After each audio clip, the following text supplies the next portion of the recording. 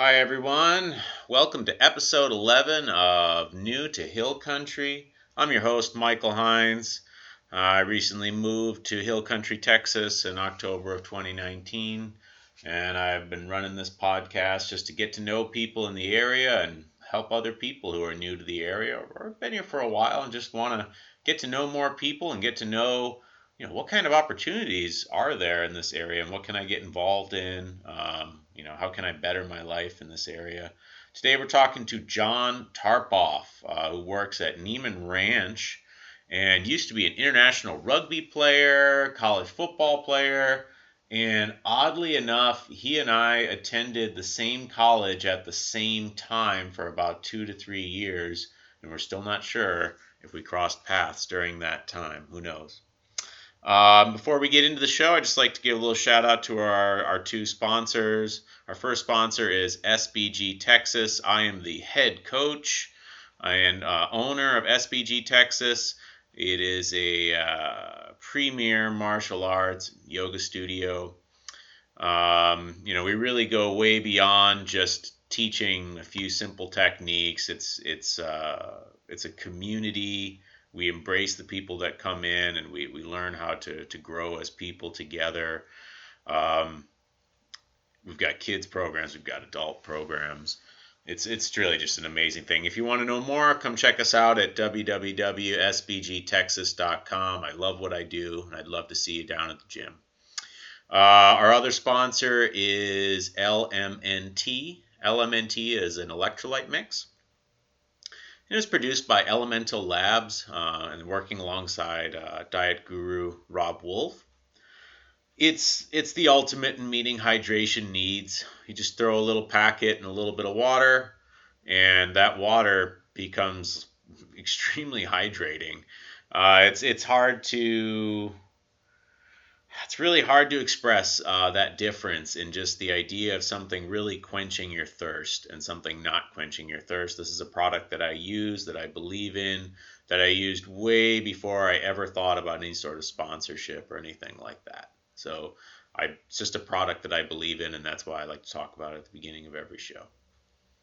So without further ado, let's get into it with John Tarpoff. It's a very interesting conversation. I hope you enjoy it. All right, and we're live. Welcome to the show. I'm here today with John Tarpoff of Niman Ranch. Welcome to the show, John.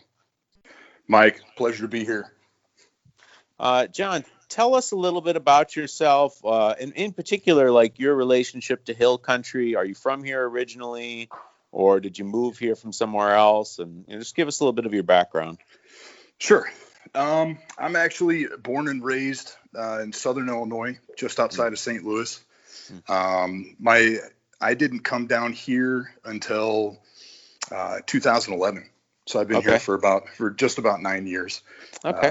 My wife's born and raised here. Her family, multiple generations from the New Braunfels area. So I see. And I presume that's what drew you down into this area. And yeah. You had visited here, I would imagine, several times, and yeah. So, growing up in Southern Illinois, I did, in kind of a roundabout fashion, I ended up down at Texas A&M Kingsville, finished my undergrad there, played football, and that's where I met my wife. So I see. Was down there for about 3 years, 2.5, 3 years, and just fell in love with South Texas. Nice. I want to return to what made you love South Texas, but just because I know you, I'm going to ask a couple questions on the side there. You played rugby, right? Yes. You were like a professional rugby player for some time. Could you talk about that and where you went and what you did? And sure. I think it provides a nice background for some people are like, oh, this area is great, but they've never been anywhere else. But when you are someone who's been to many places, it makes the contrast and the comparison all the more interesting, I think. But sure. Yeah. So I started playing rugby at a relatively younger age in comparison with a lot of other people who play in the United States. I started playing when I was 14. played for a club team in the St. Louis area. We were very competitive on the national level. By the time I graduated high school, I was a high school All-American. Played for the U.S. under-19s internationally. Did a tour to New Zealand and spent some time in France for the under-19s World Cup.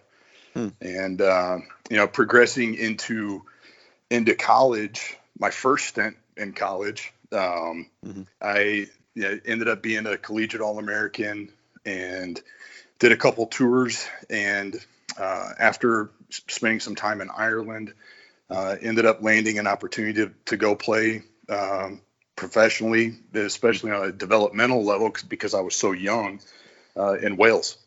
So I spent almost 3 years in Wales. Oh, wow. And all of this was before I ended up down in South Texas. So 2003, after the U.S. Rugby World Cup, so I did play for the U.S. rugby team. Have numerous caps. Played pretty much all over the world. So after the World Cup in 2003, ended up coming back and finishing school. When I left initially, I'd promised everyone in my family that I would finish school. And it presented an opportunity, that time frame presented an opportunity where, I felt if I didn't go back to school then, I probably wouldn't go back and finish it all. Sure, I can understand that. So by the time you got to school, roughly how old were you then? Because you would have been older than most students, right? Right. So when I came back into Texas, I had just turned 24. Okay. All right. Wow. Yeah, I'm just kind of imagining you in a college classroom, just showing up. For people just listening who don't know John, you can imagine if he plays football and rugby, he's a large guy, and he's got a very kind of commanding presence. And I'm kind of picturing you in a freshman classroom with a bunch of 18-year-olds, and I'm just picturing someone disagreeing with you and you looking at them like from across the classroom, and they're like, that person eking and staring down into their book or whatever. But that's kind of funny. How did it feel? Like, was that an interesting experience? Because I have a friend who I went to school with, and then we went to university together. We went and lived in Japan. He stayed in Japan a lot longer than me. I was there 2 years. He stayed there a good, I want to say maybe 7 years. I moved off to Korea. He moved off to China, spent some years there, and then he went back to school at the end of it. And he was like, so somewhere in his 30s or something. And he described it as feeling like he was in there's a Seinfeld episode where Kramer goes to the kids' karate class and he's like kind of like beating all the kids up. And so did you kind of feel like that because you'd had a lot? Because when I was 18 and headed off to university, I was a snot-nosed punk who didn't know anything, sort of. And did you get some of that feeling coming in, like that you were? Yeah. So when I first went to college, I had a football scholarship. I spent 2 years at Truman State. Okay. So I went to Truman State, and just an overall maturity level. I would say I was, Hey, wait, let me pause you a second. Let me pause you. Sorry, John. Have we talked about this Truman State connection? I think we did the first time we met. Did we? Okay, because I went to Truman State. So yeah, let's review that real quick. What years were you there? I was there from 98 to 2003. What about you? Yeah, I would have come in fall of 98. Okay, so I came in fall of 98. Oh, geez. Yeah. So we came in at the same time. Oh, that is crazy, huh? Yeah. Wow, wild, huh? And I don't know that we ever crossed paths or didn't cross paths. That's funny, huh? That is crazy, huh? Yeah, definitely possible. Oh wow, that's so funny, huh? Yeah, we'll have to revisit that together at some point. But yeah, sorry. Continue with what you were saying. I'm sorry to interrupt you. Yeah, when I first went to school, and that Truman State as a whole, can be a relatively challenging school, depending on your line of study. And the school itself always prided itself on academics. And, I feel like, part of my problem was, high school was very easy. Didn't really have to study a whole heck of a lot. And I carried the same traits into undergrad. Sure. So I feel like you're describing my exact situation my first year at Truman too. But yeah, keep going. Yeah. So, it really, it was, I always got decent grades, but nothing spectacular. And, I knew when I was there, I knew what I was going to do with rugby. And I had kind of a whole plan drawn out, and I just focused primarily on that. I see. So it really didn't have the focus that I should have had. And a lot of that's just the maturity aspect. Sure. So after spending time overseas and, playing professionally for, a handful of years, coming back to college, I mean, it was, somebody who skipped class all the time and did the bare minimum. It was a completely different ball game where I was, sitting front row in every class, participated when I needed to, but I, essentially checked the boxes. Sure. Made the commitment, knew that I was going to do it, and finished. It's interesting what you're saying there. That maturity thing there so I was a graduate school professor for about 10 years, and I was teaching rhetoric, and just, looking back on it, and just if anyone who's listening is like about to go to university or something, is about to go to school, or just any type of school program, I don't want to sound too cynical about education, but it is a lot of just ticking the boxes at the end of the day. Yeah. A lot of people are so worried, how can I do well in this class? How can I do this? It's like, show up on time, show up every time, finish the homework. If you're not sure how to do something, contact your professor. They're usually happy to talk about. Usually they're thrilled if someone's like, I'm not sure if I'm doing a good job at this, and I want to do a good job at this. Can you show me how to do a good job at this? Like, most professors are like over the moon to have a student say that kind of thing to them, rather than, boy, I'm not really sure. I'll just do whatever and turn it in or something like that. Like, just really simple stuff can like really make you excel in school. And it's almost embarrassing when you look back on it and realize how easily you could have achieved, but just often maturity gets in the way of that. So it's really not maybe too terribly different to apply that to working just about anywhere, really. Like, well, I think it applies across the board. In everything that you do. But that school piece, I mean, you're looking at, I absolutely abhorred sitting in a classroom when I was at Truman State, and I think my grades reflected that. And I came out of A&M Kingsville with just under a 4.0. So nice. Pretty dramatic difference. Sure. That opened the door for things not far after. So sure. Oh, I understand.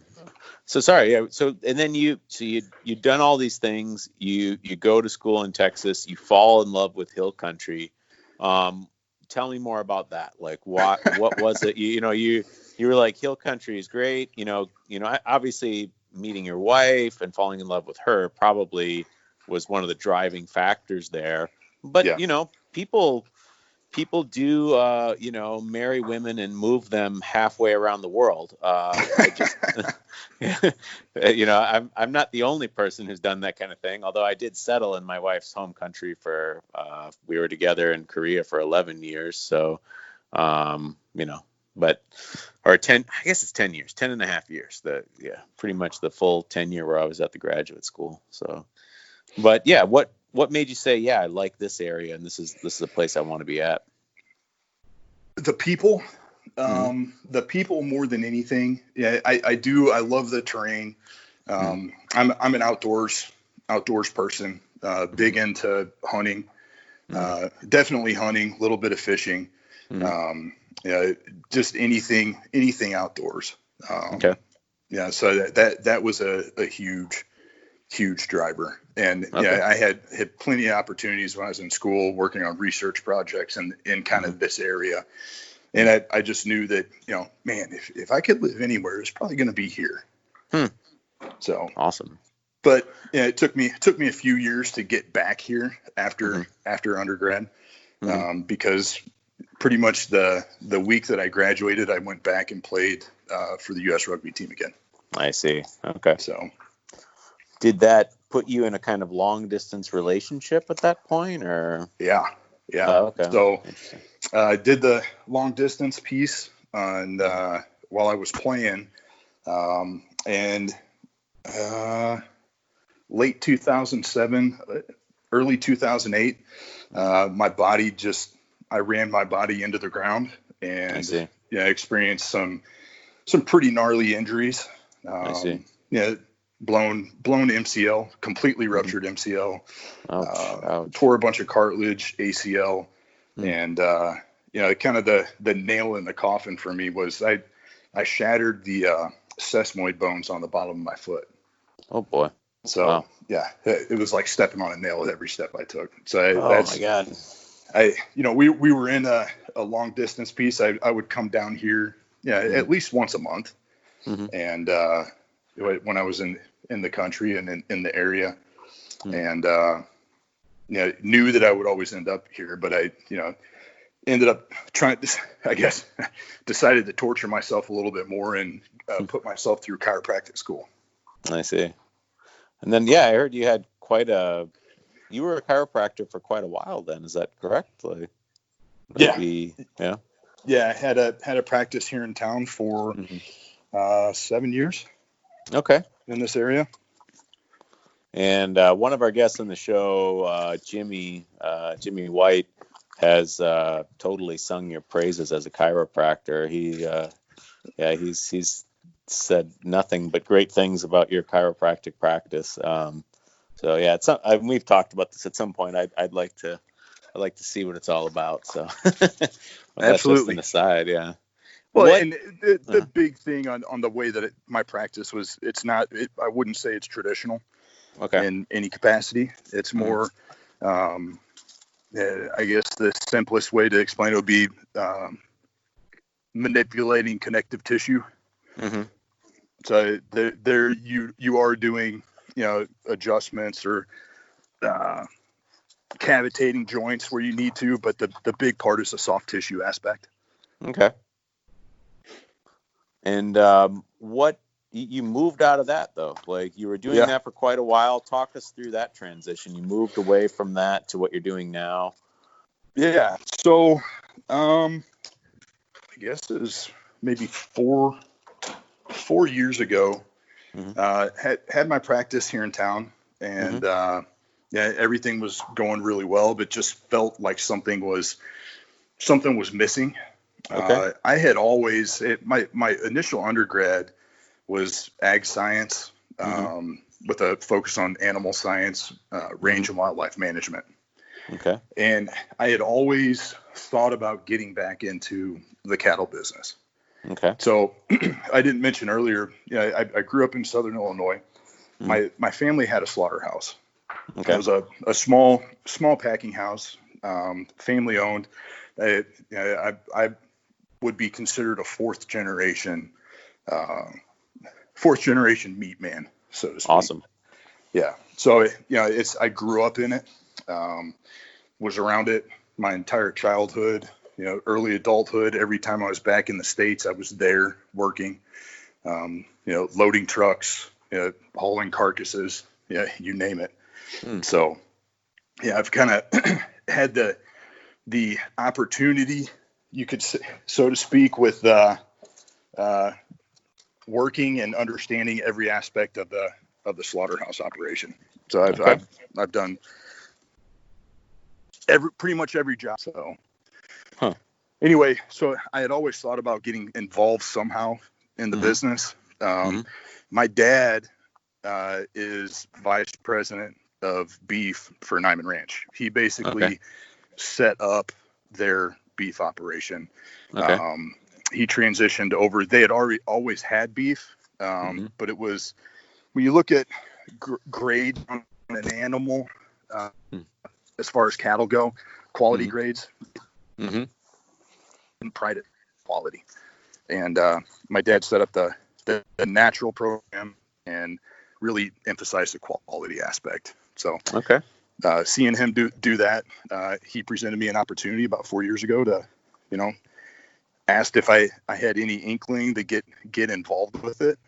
And I said, yeah, absolutely. It was a no brain decision. And, they never looked back from there. Okay, cool. So what is it that you do now for the ranch?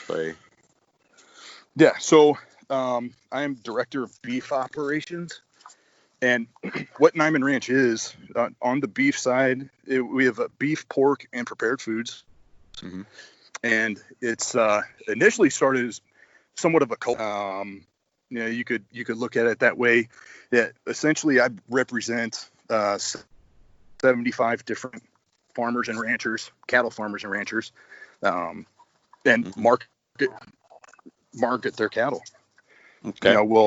We set up harvest, fab, and sell all the product. Okay. So you represent 75 different 75 different farms. Is that what I heard correctly? Yeah. We had a little bit of some of the audio got a little weak there for a second. So sorry. Yeah. Yeah, 75 different farmers and ranchers. Locations. We've got guys in Minnesota, North Dakota, South Dakota, Nebraska, Iowa, Missouri, Kansas. Okay. So kind of the upper Midwest. And, over the years have really worked with them with Angus genetics and pushing the animals to, pushing the genetics and selecting the genetics for quality. Okay. So when you look at quality grades of beef in the U.S., our grades are, a lot of people would say outstanding. Okay. Nationwide prime grade will average under 10%. Our grade year over year is in the mid 40s. Okay. Wow. That's cool. So yeah, it's been a heck of an opportunity. And the company as a whole, the company represents 750 small family farms. Oh wow. We don't have any relationships with the big corporate feeding operations or anything like that. It's essentially small family run farms that are on the beef side. They're all essentially self-sustaining. That's awesome. How does one get a hold of some of this beef? Yeah, so we sell all across the United States, food service and retail. We are in a lot of retail stores. For example, Niman Ranch started in the Bay Area, so we do have a retail presence on the West Coast. We also have retail presence up in the Northeast, Boston, New York. The big thing that we've always prided ourselves on up through this this recent COVID nightmare has been food service. So a lot of the very high end steakhouses, you could find Niman Ranch beef there. I see. And what is that looking like right now? So I'm not sure when we'll release this. This might come out a few weeks after the economy's opened back up more. I'm sure that no one's going to forget the shutdown and everything. So, but we are in the middle of the shutdown now as we're recording this. So what's going on with farms right now? We talked about this a little bit before we started recording. Please fill in the listeners. Sure. So the interesting thing with what's happening, and it's happening across all protein markets, chicken, pork, beef. Specifically on the beef side, yeah, because of the illness through the packing plants, plants have had to slow down their operations. Yeah, there are only 16 or so larger sized plants in the U.S. So the plants have had to slow down. In doing so, they're not putting as many cattle into kind of the typical market. Okay. What that's done, just slowing down alone, what that's done, you create a backlog of live animals. I see. With a supply and demand market economy, supply starts backing up, prices start going down. I see. And it's a tough scenario for a lot of farmers where not only are plants slowing down now, plants are closing. They'll shut down for a few weeks at a time, but what that does, you're backing up nationwide, hundreds of thousands of animals on a weekly basis. So, that backlog just builds and builds and builds, and that live side price goes down. There are guys that they're going bankrupt. Oh my God. So, luckily we've never mirrored that market. We have flexibility in our system to be able to implement pricing floors where, we won't pay, say if the market, I think the live market's at 95 cents right now. Most guys break even at $1.25. Okay. Or $1.15. So we want to make sure that, we're not going to run our guys out of business. I see. So, a little bit different relationship. It's not a counterproductive relationship. We have positive relationships with our farmers and ranchers, and really built the entire program on that. So when markets go down and everyone's going out of business, our guys are taken care of. Okay, well, that's good. So that's good. That's good. Yeah. What was I gonna say after that? Where do you see things going in the future? What do you feel like there's going to be a lasting impact after the shutdown in terms of changes in food supply or anything like that? Do you feel like this is like going to affect any structural changes, or it still remains to be seen?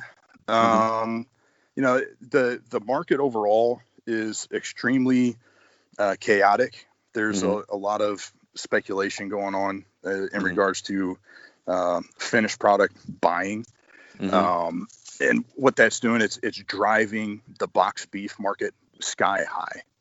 Okay. And it'll be interesting to see how long that'll last. Once these other plants come back online, once production capacity gets back to normal, I expect that aspect to drop extremely fast. But it's a matter of time.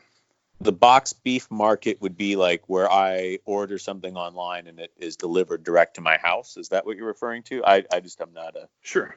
So okay. Box beef market would be essentially the finished product from the packer to either you could say a food service warehouse or a retail warehouse.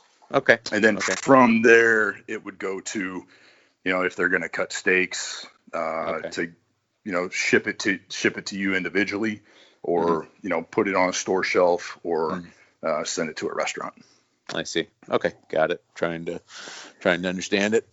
It's all new to me. So cool, I think the big thing out of this entire process that has changed dramatically is demand for online direct to consumer. I see. Like your butcher boxes. I see. Yeah, butcher box is a common one that we've seen, but there are a handful of other ones, including our parent company Purdue has an online platform that they recently opened in January, and there's definitely opportunity in that realm. I see. What is that? Can you tell us more about the Purdue? Like, how would we access that? What website are we looking for? Like, sure. Yeah. Website, PurdueFarms.com. Okay. And Purdue owns they have a family line of products, from Niman Ranch to Coleman Natural to all of the different products that Purdue has internally. Okay. So. Okay. Cool. What's your favorite cut of meat? Like, it depends on the mood. Okay, I see. I'd say porter. You can't go wrong with a porterhouse. Yeah. Definitely can't go wrong with a porterhouse. I do like the export ribs or the cowboy cut ribeyes. Okay. Bone-in rib. Cool. I'm a fan of all of it, I think, but yeah. I like all of it. I'm a tongue to tail kind of guy, so I'll there we go. I'll eat everything in between as well. So I just think people have lost a little bit of this is a total tangent. I just think that people have a little bit we've lost our way a little bit on that with like organ meats and stuff like that. I mean, you look just 100 years ago and people were eating that stuff everywhere. Yep. And then we kind of got spoiled, I think, on some level. Like I'm not trying to say that lungs or something like that taste better than almost any cut of steak. They don't, but they don't taste bad either. They taste pretty good. And I know that can really make people pretty squeamish and freak people out. That's also a product of me living in Korea for, 15 years or so. And in Korea, 13 years. And in the last few years, I got a little more into getting off the beaten track and stuff, and eating with my mother-in-law more. And she's always happy to chow down on some black goat meat or get some intestines, serve up some intestines and stuff like that. I mean, there you go. That's what the older people there were eating. I mean, you can go into restaurants if you find some of the older parts of Korea, you can go in a restaurant and there's like multiple types of, what could only be translated, I guess, as like cow intestine soup and stuff. So, and they're all pretty good though. They're all good. Everybody always goes, "Oh," my dad will always be like, "Oh," when I say that stuff. And then they actually have him try it. And he's like, "Hey, that's not bad at all. That's actually really good." And it's like, sounded weird, but actually once you try it, you're like, this is actually pretty good. I don't know. Well, and not only is it pretty good, there can be some pretty remarkable nutritional value to it. Totally. You look at liver, for example. Oh yeah, and it's kind of a unsung superfood. So. Oh yeah. No, I'm a big believer in get rid of your multivitamin and just try to cook up some beef liver. Once a week or something, just throw some beef liver in. There's lots of recipes. The initial taste can be a bit, shall we say, it's pungent. I don't know. It's strong in its own way, but there are ways A, to diminish that. And then B, I don't know, you start eating it and I think your body adjusts to that taste pretty quickly. I don't know. I don't really find it off-putting. I find it actually just tastes good in my opinion. So definitely acquired. Yeah Definitely acquired. But I mean, that's something we were just talking about yesterday. I was recording with Jimmy White, and he was kind of talking about Rob Wolf as well, with the hyperpalatability of processed foods and how that actually in the end leads you away from eating healthy, because it's I don't know. To me, I find most processed foods, because I very rarely eat any of them now. When I do eat them, I find them exceedingly bland, just really low on the flavor end of the spectrum, in my opinion. I don't know. Or they taste like sugar to me. I just taste the sweetness. That's how I feel too. Yeah. And luckily, I obviously grew up. Family had a slaughterhouse. Mm-hmm. There was no shortage of protein. Sure. Yeah. But and that's what I grew up on. And sure. Really, I do have a couple vices, but my vice is usually aged shark cheddar, or Mm-hmm. I do dabble in peanut butter from time to time, but Oh wow! How dare you, John? How that's about dare as you? bad as it gets. Sure, sure. No, you get clean eating, and after a while, it just takes over, and that's Yep. the direction you want to go in. I think that's something that, for a lot of people, it's daunting. To try to change their diet, and I totally appreciate that. And they want to do it incrementally, and I'm honestly a big believer in no, you just kind of you gotta just go to the food pantry, get rid of all your junk food, and just start clean eating, and basically get your gut just to switch over for you, Right. like to where it's saying like, oh right, like this is what I actually want to be eating. I can build something good out of this, so. Right. And that's one part of when I was in practice. Mhm. I did study quite a bit of functional medicine, Mhm. and did have a kind of, you could say, a side practice, and I would work Mhm. with patients on the nutritional side. Nice. And yeah, it goes right in line with that. Yeah, I've Mhm. always been a big believer. You could take kind of the slow approach, Mhm. but in many cases, it seems a lot of people you just need to cut the cord. Yeah. Rip the Band-Aid off. You know, Sure. get used to what you're doing, and Mhm. go from there. Sure. Sure. Sure. Yeah. And this is a definite aside, but running a gym, a very common mentality that you run into is people work out hard, and that convinces them that they can eat whatever. Basically, they're like, well, Yeah.